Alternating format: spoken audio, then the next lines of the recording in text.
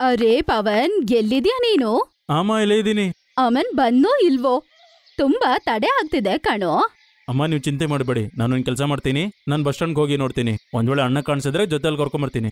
ಆಹಾ, ಸರಿ ಸರಿ, ಒಳ್ಳೇದಾಯ್ತು. ಬೇಗ ಬೇಗ ಹೋಗೋ, ಎಲ್ಲಿದ್ದಾನೋ ನೋಡು. ನಂದ ಹೇಳಿದ ತಕ್ಷಣ ಅವರ ಚಿಕ್ಕ ಮಗನು ಹೊರಡ್ತಾನೆ. ಬಸ್ ಸ್ಟ್ಯಾಂಡ್ ಅಲ್ಲಿ ಅಮ್ಮನ್ ಏನಾದ್ರೂ ಇದನ ಅಂತ ಹೋಗಿ ನೋಡ್ತಾನೆ. ಅವ್ನ್ ನೋಡ್ತಾನೆ ಅವ್ರ ಅಣ್ಣ ಬರ್ತಾ ಇರ್ತಾನೆ. ಅರೆ ಅಣ್ಣ, ತುಂಬಾ ತಡ ಮಾಡ್ಬಿಟ್ರಿ ಇವತ್ ನೀವು. ಏನ್ ಹೇಳಿ ತಮ್ಮ, ತುಂಬಾ ಸುಸ್ತಾಗಿದ್ದೀನಿ. ಸ್ವಲ್ಪ ಹೊತ್ತಾದ್ಮೇಲೆ ಅವರಿಬ್ರು ಮನೆಗ್ ಬರ್ತಾರೆ. ಆಮೇಲೆ ಚಿಕ್ಕ ತಮ್ಮ ನೀರನ್ನು ಕೊಡ್ತಾನೆ. ಅದ್ರ ನಂತರ ಅವ್ರ ಅಮ್ಮ ಕೂಡ ಅಲ್ಲಿಗೆ ಬಂದು ಕುತ್ಕೋತಾಳೆ. ಯಾಕೋ ಇವತ್ತು ಇಷ್ಟ್ ಲೇಟ್ ಆಯ್ತು? ಏನ್ ಮಾಡ್ಲಮ್ಮ, ಈ ಊರಿನ ಜನರು ತುಂಬಾ ದುಡ್ಡು ಕಳ್ರು. 10 ರೂಪಾಯಿದ್ನ 20 ರೂಪಾಯಿ ಕೊಡ್ತಾರೆ. ಆಹಾ, ಏನಾಯ್ತು ಕಣೋ, ಹೇಳು. ಅರೆ ಮಾ, ಗೊಬ್ಬರ ಬೇಕಾಗಿತ್ತಲ್ಲ ಜಮೀನ್ಗೋಸ್ಕರ. ಅಣ್ಣ ಅದನ್ ತರಕ್ ಹೋಗಿದ್ರು. ಅದನ್ನ ನೀವು ಗೊಬ್ಬರ ತಂದಿಲ್ವಲ್ಲ? ಅದನ್ನೇ ಹೇಳ್ತಾ ಇದ್ದೀನಿ. ಸರ್ಕಾರಿ ಸಮಿತಿಯಲ್ಲಿ ಗೊಬ್ಬರನೇ ಇರ್ಲಿಲ್ಲ. ಆದ್ರೆ ಹೊರಗಡೆ ಅಂಗಡಿಯವರು ಬೆಳೆಗಳು ಆಕಾಶ ಮುಟ್ತಿದೆ ಅಂತ ಹೇಳ್ತಾ ಇದ್ರೆ. 1-2 ಆಗಿದ್ರು ಯೋಚನೆ ಮಾಡ್ಬೋದಾಗಿತ್ತು. ಆದ್ರೆ ಒಂದ್ ವೇಳೆ ಪ್ರತಿ ಗೋಣಿ ಚೀಲದ ಮೇಲೆ 200 ಆಯ್ತು ಕಳ್ಸಕ್ ನೋಡಿದ್ರೆ ಆಗ ನಮ್ ಕೆಲ್ಸ ಹೆಂಗ್ ನಡೆಯುತ್ತೆ? ಅಣ್ಣ ಇದು ಸರಿನೇ. ಹಂಗ್ ನೋಡಿದ್ರೆ ಇವ್ರು ಎಷ್ಟು ಗಳಿಸ್ತಾರೆ? ಕಣೋ, ಊರಲ್ಲಿ ಕೇವಲ ನಾವು ಶ್ರಮ ಪಡ್ತಾ ಇರ್ತೀವಿ ಅಷ್ಟೇ. ನಿಜವಾದ ಗಳಿಕೆ ಪಟ್ಟಣದಲ್ಲಿದೆ. ಅಣ್ಣ 2 ರೂಪಾಯಿದು 4 ರೂಪಾಯಿಗೆ ಮಾರಿದ್ರೆ ಮತ್ 4ದು 10 ರೂಪಾಯಿಗೆ. ಬೆಳಗ್ ತಿಂದಿದ್ದು ಕಣೋ, ಏನಾದ್ರೂ ತಿಂದ್ಯೋ ಇಲ್ವೋ? ಹಸುವೇನು ತುಂಬಾ ಆಗಿತ್ತಮ್ಮ. ಯೋಚನೆ ಮಾಡ್ದೆ ಏನಾದ್ರು ತಿನ್ಬೇಕಂತ. ಪಾನಿಪುರಿ ಒಂದ್ ಸಿಕ್ಕದ ರಸ್ತೆಯಲ್ಲಿ. ಅಸಲಿಗೆ ಅವನು ಹೇಳ್ದ ಏನಂದ್ರೆ 10 ರೂಪಾಯಿಗೆ 3 ಪಾನಿಪುರಿ ಕೊಡ್ತಾನಂತ. ಹೇಳು. ಇಲ್ಲಿ 10 ರೂಪಾಯಿಗೆ 5 ಸಿಗತ್ತೆ ಕಣೋ ನಮ್ಗೆಲ್ಲಿ. ಅಣ್ಣ ಅದು ಎಷ್ಟು ದೊಡ್ಡದು. ಅದೇನೆ, ನಾನಂತೂ ಒಂದೇ ಪ್ಲೇಟ್ ತಿಂದಿರೋದು. ಮತ್ ಏನ್ ಹೇಳಿ ಕಣೋ, ಎಷ್ಟು ಕೆಟ್ಟ ರುಚಿ ಇತ್ತಂದ್ರೆ ನಂದು 10 ರೂಪಾಯಿ ಹಾಳಾಗೋಯ್ತು. ಹಸಿವೆ ಹೊಲ್ಟೋಯ್ತು. ಏನ್ ತೊಂದ್ರೆ ಇಲ್ಲ ಅಣ್ಣ, ನಾಳೆ ನೋಡು ನಿಂಗೋಸ್ಕರ ರುಚಿ ಇದೆ ಪಾನಿಪುರಿ ಮಾಡ್ತೀನಿ. ಆಹಾ, ತುಂಬಾ ದಿನ ಆಯ್ತು ಕಣೋ ನಿನ್ ಕೈಲಿ ಪಾನಿಪುರಿ ತಿಂದು. ನಾಳೆ ಮಾಡೋ, ಸರಿನಾ? ಅಮ್ಮ ಎಲ್ಲಿದ್ಯಾ? ಏನಾಯ್ತೋ, ಯಾಕೆ ಕಿರ್ಚ್ತಾ ಇದೀಯಾ? ನೀನ್ ಹೇಳ್ದೆ ಪಾನಿಪುರಿ ಮಾಡೋದ್ರಲ್ಲಿ ನನ್ಗೆ ಕೈ ಜೋಡಿಸ್ತೀನಿ ಅಂತ. ಕೊಡಪ್ಪ, ನಾನ್ ನಿನ್ಗೆ ಸಹಾಯ ಮಾಡ್ತೀನಿ. ಅರೆ ಇಲ್ಲ ಅಣ್ಣ, ನಾನ್ ಹಿಂಗೆ ತಮಾಷೆ ಮಾಡ್ತಾ ಇದ್ದೆ ಅಷ್ಟೇ. ನನ್ ಪಾನಿಪುರಿ ಕೂಡ ಮಾಡ್ದೆ, ಮತ್ ಪಾನಿ ಕೂಡ ತಯಾರು ಮಾಡಿದೀನಿ. ಈಗ ಬೇಗ ಬೇಗ ನಿಮ್ಮ ಬಟ್ಲ್ ತಗೊಂಬನ್ನಿ. ಪವನ್ ಅಂತೂ ಪಾನಿಪುರಿ ಮಾರೋರ್ ತರಾನೇ ಅವ್ರ ಅಮ್ಮ ಮತ್ತೆ ಅವ್ರ ಅಣ್ಣನ್ಗೆ ಇಬ್ಬರಿಗೂ ಆ ಪಾನಿಪುರಿಯನ್ನ ತಟ್ಟೆಲ್ ಹಾಕಿ ಅವ್ರಿಬ್ಬರಿಗೂ ಕೊಡ್ತಾನೆ. ನಿಜವಾಗ್ಲೂ ಚಿಕ್ಕನೆ, ನೀನ್ ಪಾನಿಪುರಿ ಅಂತ ಪಟ್ಟಣಗಿಂತ 10 ಪಟ್ಟು ಇಲ್ಲ 100 ಪಟ್ಟು ಚೆನ್ನಾಗಿದೆ. ಹೌದು ಕಣಪ್ಪ, ನೀನ್ ಯಾಕೆ ಈ ಪಾನಿಪುರಿ ಅಂಗಡಿನ ಇಡಬಾರ್ದು? ತುಂಬಾ ಚೆನ್ನಾಗಿ ವ್ಯಾಪಾರ ಆಗತ್ತೆ. ಆ ದೇವ್ರು ನಿನ್ಗೆ ಈ ಒಂದು ಆಶೀರ್ವಾದ ಕೊಟ್ಟಿದ್ದಾನೆ, ಅದನ್ನ ಉಪಯೋಗಿಸ್ಕೋ. ಬಂಡಿದಂತೂ ಗೊತ್ತಿಲ್ಲಮ್ಮ, ಆದ್ರೆ ಇಷ್ಟೊಂದು ಗೊತ್ತು. ಇವ್ನ ಹೆಂಡತಿ ತುಂಬಾ ಖುಷಿಯಾಗಿರ್ತಾಳೆ. ಇಷ್ಟ ಚೆನ್ನಾಗಿ ಪಾನಿಪುರಿ ಮಾಡ್ತಾನೆ. ಅಣ್ಣ, ನನ್ನ ಹೆಂಡತಿ ಬಗ್ಗೆ ಮಾತಾಡ್ತಾ ಇದ್ಯಾ? ಮೊದ್ಲು ನೀನ್ ಮದ್ವೆ ಆಗೋಣ, ಆಮೇಲೆ ನಂದು ಆಗುತ್ತೆ. ನೀವು ಚಿಂತೆ ಮಾಡಬೇಡಿ, ನಾನ್ ಅತ್ತಿಗೆಗೂ ಇದೇ ರೀತಿ ಪಾನಿಪುರಿ ತಿನ್ನಿಸ್ತೀನಿ. ಅವರು ಖುಷಿ ಆಗ್ತಾರೆ. ಪವನ್ ಮಾತು ಕೇಳಿ ಎಲ್ಲರೂ ನಗಕ್ ಶುರು ಮಾಡ್ತಾರೆ. ಹಿಂಗೆ ಸ್ವಲ್ಪ ದಿನ ಕಳೆದು ಹೋಗತ್ತೆ. ಆಮೇಲೆ ಅಮನ್ಗೆ ಮದ್ವೆ ಆಗತ್ತೆ. ಇನ್ನ ಸ್ವಲ್ಪ ದಿನ ಆದ ನಂತರ ಪವನ್ಗೆ ಮದ್ವೆ ಆಗತ್ತೆ. ಪಾರ್ವತಿ ಮನೆಗ್ ಬರ್ತಾಳೆ. ಮಕ್ಕಳಿಗಿಬ್ಬರಿಗೂ ಮದ್ವೆ ಆಗಿದೆ ಅಂತ ತಾಯಿಗೆ ಸಂತೋಷ. ಮತ್ತೊಂದಿನ, ಅತ್ತೆ, ನಂಗ್ ಪಾನಿಪುರಿ ತಿನ್ಬೇಕಂತ ಆಸೆ ಆಗ್ತಿದೆ. ನಾನು ತಿಂದು ತುಂಬಾ ದಿನ ಆಯ್ತು.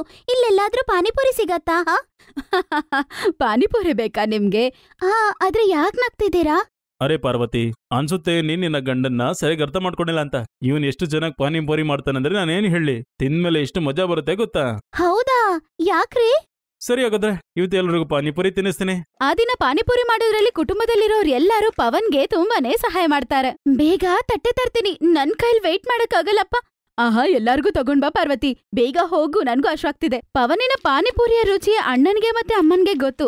ಆದ್ರೆ ಮನೆಗ್ ಬಂದಿರುವ ಹೆಣ್ಮಕ್ಳಿಬ್ಬರಿಗೆ ಫಸ್ಟ್ ಟೈಮ್ ತಿನ್ಬಿಟ್ಟು ತುಂಬಾ ಫಿದಾ ಆಗ್ಬಿಡ್ತಾರೆ. ಆಮೇಲೆ, ನಿಜ ಮೈದ್ನವ್ರೆ, ನೀವು ಸಿಟಿಗೆ ಹೋಗಿ ಪಾನಿಪುರಿ ಅಂಗಡಿ ಇಟ್ಬಿಡಿ. ಖಂಡಿತ 10ಗೆ 3 ಕೊಟ್ರು ಎಲ್ಲಾರು ನಿಮ್ ಅಂಗಡಿಯಲ್ಲಿ ಕ್ಯೂ ಹಾಕೊಂಡ್ ನಿಂತ್ಕೋತಾರೆ ತಿನ್ನಕ್ಕೆ. ನೀವ್ ಹೇಳಿದ್ ಕರೆಕ್ಟೇ ಬಿಡಿ. ನನ್ ಜೀವನದಲ್ಲಿ ಇಷ್ಟು ರುಚಿಯಾದ ಪಾನಿಪುರಿ ತಿಂದೇ ಇಲ್ಲ. ಆ ದಿನ ಇದ್ರ ಬಗ್ಗೆ ಯಾವಾಗ್ಲೂ ಚರ್ಚೆ ನಡೀತಿತ್ತು. ಸ್ವಲ್ಪ ದಿನ ನಡೆದ ನಂತರ ಆ ಮನೆಯಲ್ಲಿ ಒಂದು ಚಿಕ್ಕ ಮಗು ಹುಟ್ಟತ್ತೆ. ಅಮನ್ ಮತ್ತೆ ಅನಿತಾ ಇಬ್ಬರಿಗೂ ಒಂದು ಗಂಡ್ಮಗು ಹುಟ್ಟತ್ತೆ. ಆ ಮಗು ಟೈಮ್ ಹೋಗ್ತಾ ಇದ್ದಂಗ್ಲೆ ಅವನು ದೊಡ್ಡವನಾಗ್ತಾನೆ, ಬೆಳೆದು. ಆಮೇಲೆ ಒಂದಿನ, ಅಣ್ಣ ಈ ಬಾರಿ ಮಳೆನೇ ಇಲ್ದೆ ಏನ್ ಹಾಕೋದು ಏನ್ ತಿನ್ನೋದು?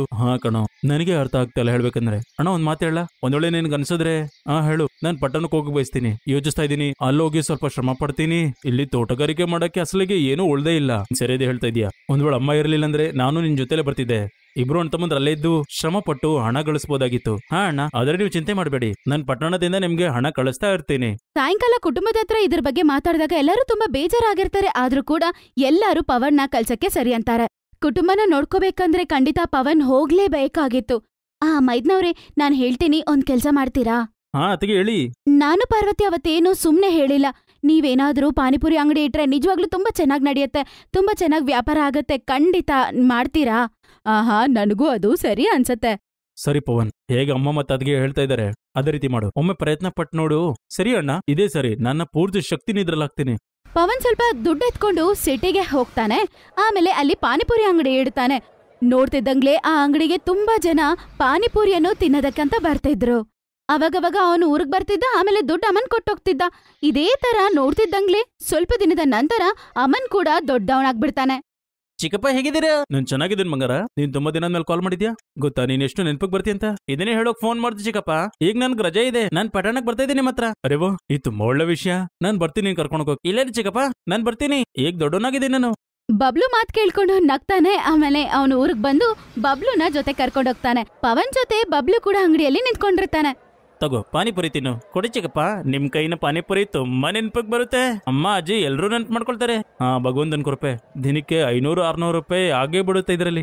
ಆದ್ರೆ ಚಿಕ್ಕಪ್ಪ, ಈ ಜಾಗ ತುಂಬಾ ಚೆನ್ನಾಗಿದೆ, ಜನರು ತುಂಬಾ ಬರ್ತಾರಲ್ಲ. ಆದ್ರೆ ನಿಮ್ಮ ಹತ್ರ ಯಾಕೆ ಗ್ರಾಹಕರು ಕಮ್ಮಿ ಬರ್ತಾರೆ? ಅರೆ ಮಗು, ಇದು ಶ್ರೀಮಂತರಿರೋ ಜಾಗ. ಇಲ್ಲಿ ಹೆಚ್ಚಿನ ಜನರು ಹೋಟೆಲ್ಗೆ ಹೋಗಿ ತಿಂತಾರೆ.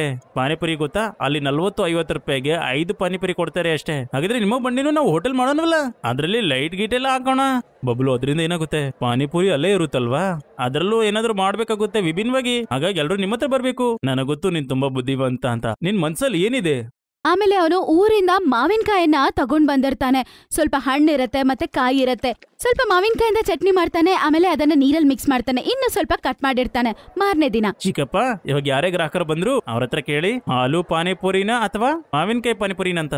ಆಗ ಮತ್ತೆ ಮಾವಿನಕಾಯಿ ಪಾನಿಪುರಿ ಹೇಗ್ ಮಾಡೋದು, ಯಾರಿಗೆ ತುಂಬಾ ಹುಳಿ ತಿನ್ಬೇಕು ಅವ್ರ ಪಾನಿಪುರಿಲಿ ನೀವು ಸ್ವಲ್ಪ ಕಟ್ ಮಾಡಿರೋ ಮಾವಿನಕಾಯಿ ಹಾಕಿ ಸಾಕು, ಆಯ್ತು. ಪವನ್ ಕೂಡ ಹಂಗೆ ಮಾಡ್ತಾನೆ. ಮತ್ತಿನ್ನೇನು, ಅಲ್ಲಿಗೆ ತುಂಬಾ ಜನ ತಿನ್ನಕ್ಕೆ ಬರ್ತಾರೆ. ಸ್ವಲ್ಪ ತಲೆ ಎಲ್ಲಾ ಪಾನಿಪುರಿನೂ ಮಾರ್ಬಿಡ್ತಾನೆ. ಮಾರನೇ ದಿನ ಇದೇ ತರ ಮಾಡ್ಕೊಂಡ್ ಬರ್ತಾನೆ. ಮತ್ತೆ ಆ ದಿನ ಅಂತೂ 3000 ಪಾನಿಪುರಿ ಸೇಲ್ ಆಗತ್ತೆ. ನೋಡ್ತಿದ್ದಂಗ್ಲೆ ಆ ಸಿಟಿಯಲ್ಲಿ ಇವನ ಪಾನಿಪುರಿ ತುಂಬಾನೇ ಫೇಮಸ್ ಆಗತ್ತೆ. ಸ್ವಲ್ಪ ವರ್ಷದ ನಂತರ, ಆಹಾ, ಈ ಮನೆ ತುಂಬಾ ದೊಡ್ಡದಾಗಿದೆ ಕಣೋ.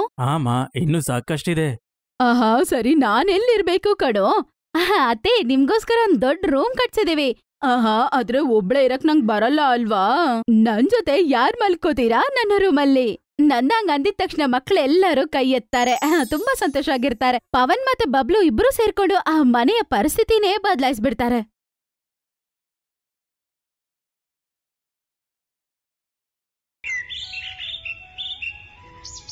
ರಜತ್ ಅವ್ರೆ, ನನಗೆ ಅಡ್ಗೆ ಮಾಡೋದಂದ್ರೆ ತುಂಬಾ ಇಷ್ಟ.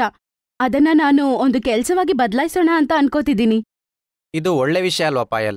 ನನಗೂ ಕೂಡ ತುಂಬಾ ಖುಷಿಯಾಗತ್ತೆ. ನನ್ನ ಹೆಂಡತಿ ಅವಳ ಜೀವನದಲ್ಲಿ ಮುಂದೆ ಬಂದ್ರೆ. ಆದ್ರೆ ಬಿಸ್ನೆಸ್ ಮಾಡೋಕಂತ ತುಂಬಾ ದುಡ್ಡು ಬೇಕಲ್ಲ. ಮತ್ತೆ ನಿನಗೂ ಗೊತ್ತದು, ನಮ್ಮ ಹತ್ರ ಜಾಸ್ತಿ ದುಡ್ಡಿಲ್ಲ ಅಂತ.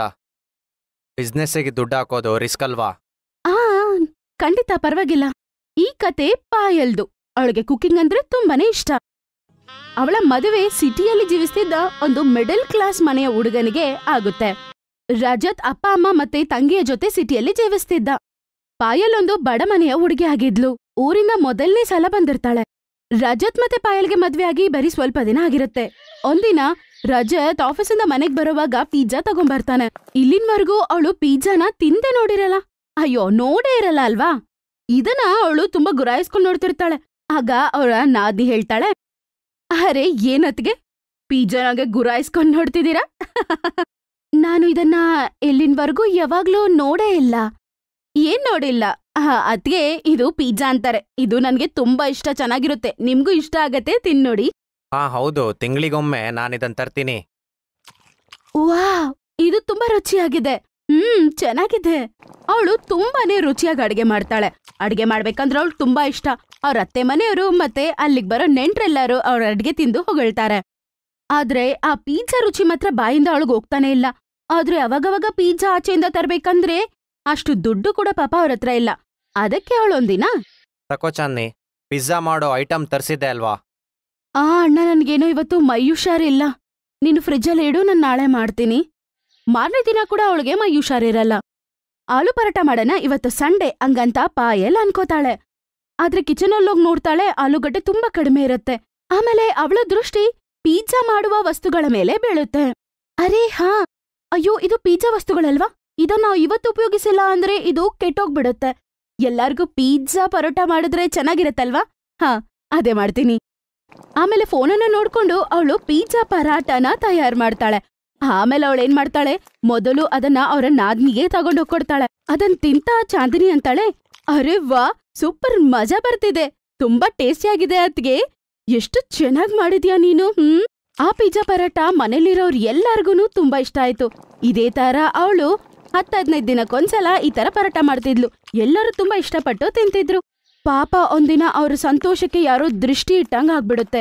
ಏನಾಯ್ತು ಮಗನೇ, ಯಾಕಷ್ಟ್ ಬೇಜಾರಾಗಿದ್ಯಾ? ಏನ್ ಹೇಳೋದಮ್ಮ, ಬಾಸ್ ಕರೆದ್ರು ಇವತ್ತು ನನ್ನ, ಮತ್ತೆ ಈ ಲೆಟರ್ ಕೊಟ್ರು. ಅಯ್ಯೋ ಅಣ್ಣ, ಏನ್ ಬರ್ದಿದ್ದಾರೆ ತೋರ್ಸಿ. ಆ ಲೆಟ್ರಲ್ಲಿರೋದನ್ನ ಓದಿದ ತಕ್ಷಣ ಅವಳು ದಡಾಮ್ ಅಂತ ಕುತ್ಕೊಂಡ್ಬಿಡ್ತಾಳೆ. ಏನಾಯ್ತಮ್ಮ, ಏನ್ ಬರ್ದಿದ್ದಾರೆ ಇದ್ರಲ್ಲಿ? ಅಣ್ಣನ್ಗೆ ಕೆಲ್ಸ ಹೋಗಿದೆ. ಅದನ್ ಕೇಳಿಸ್ಕೊಂಡು ಎಲ್ಲರಿಗೂ ಬೇಜಾರಾಗತ್ತೆ. ಅಯ್ಯೋ ಟೆನ್ಷನ್ ಮಾಡ್ಬೇಡಿ, ನಾನು ಬೇರೆ ಕೆಲಸ ಹುಡುಕ್ತೀನಿ. ನಿನಗೆ ಗೊತ್ತೇ ಇದೆ ಅಲ್ವಾ ಮಗನೇ, ಕೆಲ್ಸ ಸಿಗೋದಕ್ಕೆ ಮುಂಚೆನೆ ಎಷ್ಟು ಕಷ್ಟಪಟ್ಟಿದ್ಯಾ ಅಂತ. ಈಗ ಕೆಲ್ಸ ಹೋಗ್ಬಿಟ್ಟಿದೆ, ಏನ್ ಮಾಡೋದಂತ ಅರ್ಥ ಆಗ್ತಿಲ್ಲ. ಈಗ ಏನ್ ಯೋಚನೆ ಮಾಡ್ತಿದ್ದೀರಾ? ನಾನೇನಾದ್ರೂ ಅದ್ರ ಬಗ್ಗೆ ಯೋಚನೆ ಮಾಡ್ತೀನಿ. ಮಕ್ಳಾಗೆ ಮಾತಾಡ್ಬೇಡ ಪಾಯಲ್. ಬಿಸ್ನೆಸ್ ಸ್ಟಾರ್ಟ್ ಮಾಡಕ್ಕೆ ಎಷ್ಟು ದುಡ್ಡು ಬೇಕು ಅಂತ ನಿನಗೆ ಆಲ್ರೆಡಿ ಗೊತ್ತಿದ್ಯಲ್ಲ. ಅದ್ಗೆ ಹೇಳ್ತಿರೋದು ಕರೆಕ್ಟೇ ಅಲ್ವಾ? ಚಿಕ್ಕದಾಗಿ ಶುರು ಮಾಡೋಣ, ಅದು ಚೆನ್ನಾಗ್ ಬರತ್ತೇನೋ. ಅಣ್ಣ, ಅತ್ಗೆ ಹೇಳ್ದಂಗೆ ಮಾಡೋಣ. ನನಗನ್ಸುತ್ತೆ ನೀವಿಬ್ರು ಕೂಡ ಮೊದ್ಲೇ ಪ್ಲಾನ್ ಹಾಕೊಂಡ್ ಕುತ್ಕೊಂಡಿದ್ದೀರಾ. ವಾವ್, ಸಖತ್ತಾಗ್ ಹೇಳ್ದೆ ಅಣ್ಣ ನೀನು. ಏನ್ ಪ್ಲಾನ್ ಮಾಡಿದೀರಾ? ಅಣ್ಣ, ನಿಮ್ಗ್ ಗೊತ್ತೇ ಇದೆ ಅಲ್ವಾ ಅತ್ಗೆ ಕೈಯಲ್ಲಿರುವ ಮ್ಯಾಜಿಕ್. ಅದಕ್ಕೆ ಅತ್ಗೆ ಅನ್ಕೊಂಡಿದ್ದಾರೆ ಪಿಜ್ಜಾ ಪರಾಟ ಮಾಡಿ ಮಾರೋಣ ಅಂತ. ಒಳ್ಳೆ ವಿಷಯ. ಕೆಲ್ಸ ಶುರು ಮಾಡೋದ್ರಲ್ಲಿ ಏನೂ ತಪ್ಪಿಲ್ಲ. ನಮ್ಮ ಸೊಸೆಯ ಕೈಯಲ್ಲಿ ಖಂಡಿತವಾಗ್ಲೂ ಮ್ಯಾಜಿಕ್ ಇದೆ. ಎಲ್ಲಾರು ಡಿಸ್ಕಸ್ ಮಾಡಿ ಆಮೇಲೆ ಎಲ್ಲಾರು ಪಿಜ್ಜಾ ಪರೋಟ ಮಾಡೋಣ ಅಂತ ಅನ್ಕೋತಾರೆ. ರಜತ್ ಒಂದು ತಲ್ಲೋ ಗಾಡಿ ತಗೊಂಡ್ ಬರ್ತಾನೆ. ಆಮೇಲೆ ಪಿಜ್ಜಾಗೆ ಬೇಕಾದ ಎಲ್ಲ ವಸ್ತುಗಳನ್ನು ತರ್ತಾನೆ. ಮಾರನೇ ದಿನದಿಂದ ಅಲ್ಲೇ ಇರುವ ಒಂದು ದೊಡ್ಡ ಗ್ರೌಂಡಿನ ಬಳಿ ಪಿಜ್ಜಾ ಪರೋಟ ಮಾಡೋದು ಶುರು ಮಾಡ್ತಾರೆ. ಪಾಯಲ್ ಚಾಂದಿನಿಯ ಹೆಲ್ಪಿಂದ ಬೇಗ ಬೇಗ ಪರೋಟ ಮಾಡಿ ಮಾರಕ್ ಶುರು ಮಾಡ್ತಾಳೆ.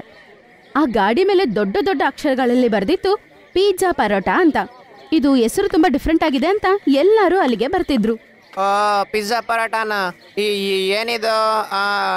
ತೋರ್ಸಿ. ನಮ್ಮ ಹತ್ರ ಪಿಜ್ಜಾ ಪರಾಟ ಚೀಸ್ ಇದೆ, ಆನಿಯನ್ ಇದೆ, ಇನ್ನ ಟಾಪಿಂಗ್ಸ್ ಇದೆ.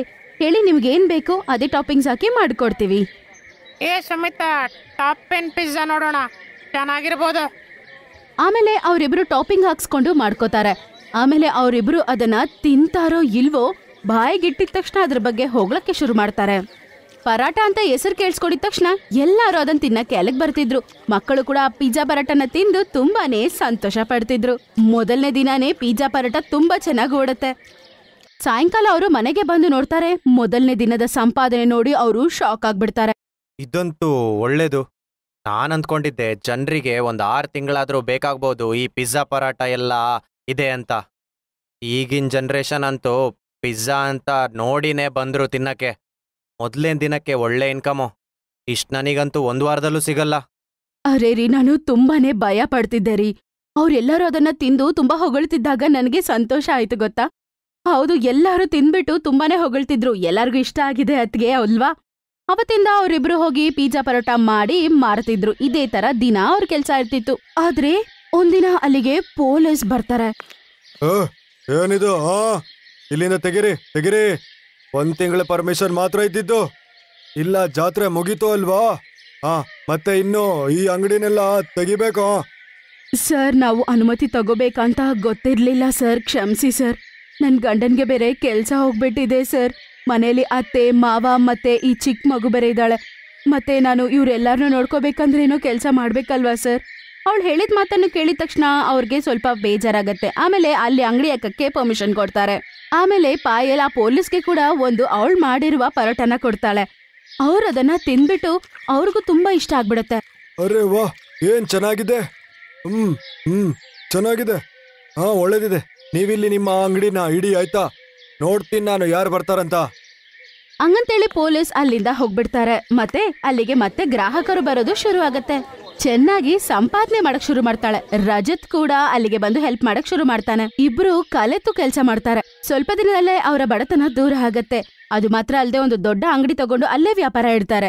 ಆಮೇಲೆ ಅವರು ಸಂತೋಷವಾಗಿರ್ತಾರೆ. Best buddies. Hello friends, thanks for watching this video. अगर आपको ये वीडियो पसंद आया है तो प्लीज लाइक, सब्सक्राइब, कमेंट्स करें इस वीडियो पर और हाँ, शेयर करना भी ना भूलें. और भी मजेदार वीडियो देखने के लिए नीचे दिए गए बेल आइकॉन को दबाएं। देखते रहिए बेस्ट बडीज।